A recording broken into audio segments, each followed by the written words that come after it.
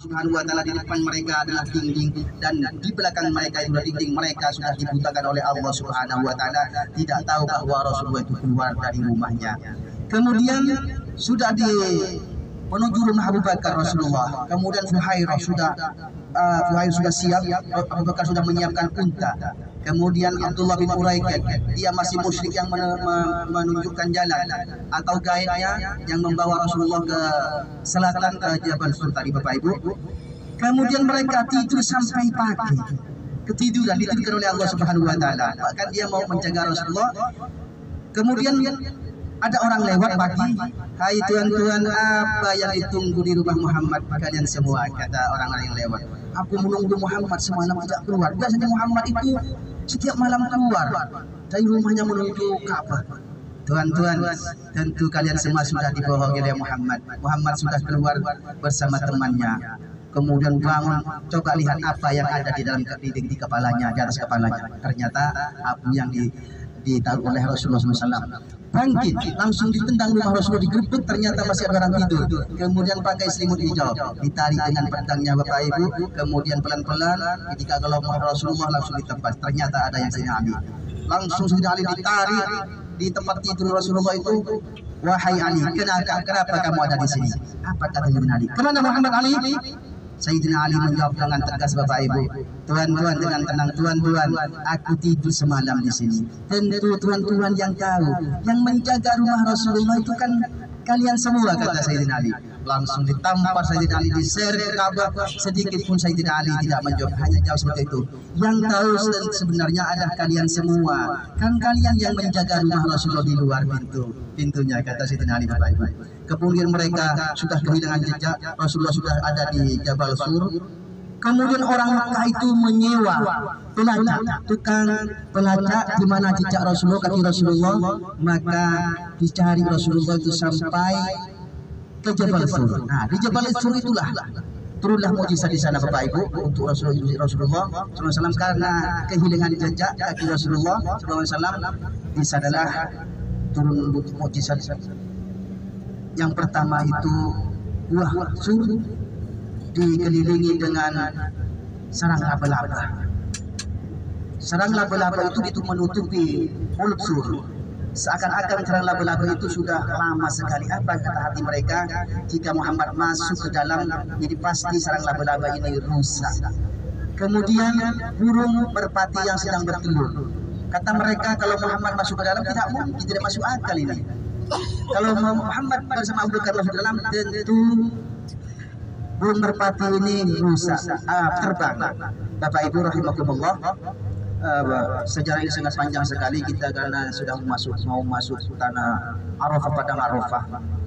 Kita masuk ke padang Arafah ini ya. Arafah tempat pelaksanaan ibadah haji, rukun haji. Jadi rukun haji itu Arafah yang pertama. Rukun haji. Orang haji sakit apapun pasti datang dibawa ke Arafah. Jemaah haji yang sakit apapun, separah apapun pasti dibawa ke Arafah agar melaksanakan ibadah haji, karena haji di Arafah. Al-Hajju Arafah, haji itu di Arafah. Jadi kalau tidak datang ke Arafah maka tidak disebut haji Bapak Ibu. Ini sudah masuk ya Bapak Ibu, di depan ini sudah ada pelang merah. Mudah-mudahan Bapak Ibu setelah umroh ini dipanggil oleh Allah Subhanahu wa taala melaksanakan ibadah haji untuk wukuf di Arafah, karena tempat yang sangat mustajab waktu wukuf di padang Arafah tanggal 9 Dzulhijjah.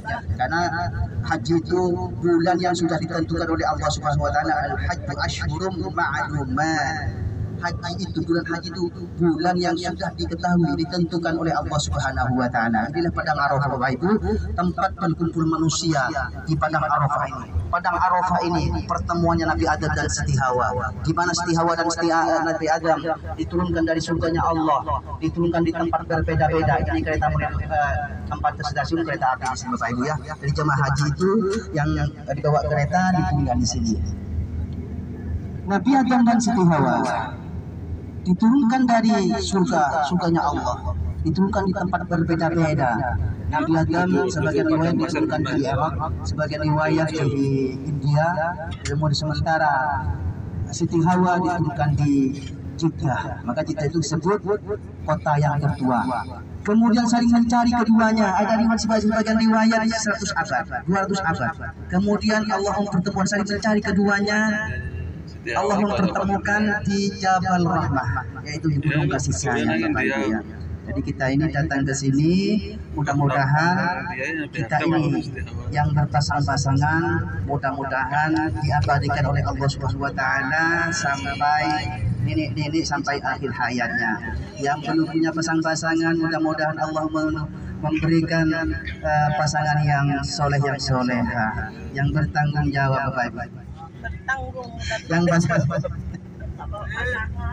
Yang pasangannya yang tidak ikut, mudah-mudahan nanti yang datang lagi ke sini, datang ke sini lagi, Bapak. Datang juga ke Padang Arafah ini. Padang Arafah, Arafah artinya sudah tahu, sudah mengenal, saling mengenal. Arafah itu fi'il madhi, Bapak Ibu ya.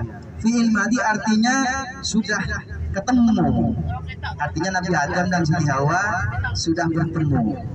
Inilah istriku, inilah suamiku, karena sudah saling mengenal. Maka Arafah itu saling mengenal, mengetahui, sudah tahu. Inilah istriku dan inilah suamiku. Mudah-mudahan Bapak Ibu, maka Arafah ini sudah tahu. Mudah-mudahan tahu nanti setelah melaksanakan ibadah haji. Ya arifu, bakalan tahu. Mudah-mudahan pas waktunya haji datang ke Arafah ini. Maka Arafah ini saling mengenal sama yang lain. Artinya Nabi Adam dan Siti Hawa dipertemukan di Padang Arafah di Jabal Rahmah. Maka keduanya saling mengetahui, saling mengenal. Inilah istriku, inilah suamiku. Maka dia berjanji kepada istrinya Abu Nabi Adam dan juga Siti Hawa tidak akan berpisah lagi kecuali pisah mati. Maka dia bercerita tentang di Padang Arafah ini Nabi Adam dan Siti Hawa sudah berkumpul, dikaruniai anak kembar. Kemudian cerita, aku diturunkan oleh Allah di surganya Allah, kemudian dipertemukan di sini. Disinilah tempat aku dipertemukan dengan ayahnya. Disinilah aku dipertemukan dengan ibundanya. Kemudian anaknya punya anak. Diceritakan lagi kakek dan nenekku, kakek dan nenekmu dipertemukan di sinilah. Bapak Ibu rahimakumullah, di Padang Arafah ini kita turun, yang sehat-sehat turun dipersilakan. Kita butuh di lereng Jabal Rahmah.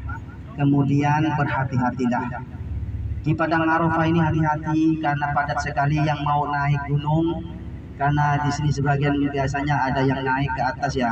Kalau naik ke atas, di atas itu jaga waktunya, dikasih waktu 10 menit waktu di atas. Jadi waktu di atas itu 10 menit itu lama sekali Bapak Ibu, karena di atas itu padat. Jadi hati-hati, jangan jaga, takut jatuh. Karena di atas itu padat sekali, karena semua banyak yang naik, orang luar bukan cuma orang Indonesia. Takut sampai jatuh Bapak Ibu. Kalau jatuh karena batu semua ya, di sini itu gunung itu batu semua ya. Yang mau naik nanti setelah foto bersama, maka waktunya di atas Bukit Rahmah itu 10 menit. Paham Bapak Ibu? Jadi kalau sudah naik di atas, lihat jamnya. Yang pun habis lihat jam di habis itu ya 10 menit. Kemudian kembali lagi ke bawah atau ke bis. Perhatikan parkir bis di mana nanti. Juga hati-hati, sering terjadi di sini Bapak Ibu ya. Bapak-bapaknya yang sering terjadi biasanya ada di sana di atas itu ada orang Arab atau orang Yaman, bukan orang Arab Saudi. Dia memegang surban, kemudian egernya, kemudian langsung ditaruh di kepalanya. Setelah ditaruh di kepalanya, kemudian diputu, disampai berkali-kali. Setelah diputu keluarlah putunya itu, maka langsung diambil paksa yang ada, yang uang yang ada di dalam tasnya. Jadi hati-hati Bapak Ibu ya. Ibu-ibu, bapak-bapaknya itu biasanya.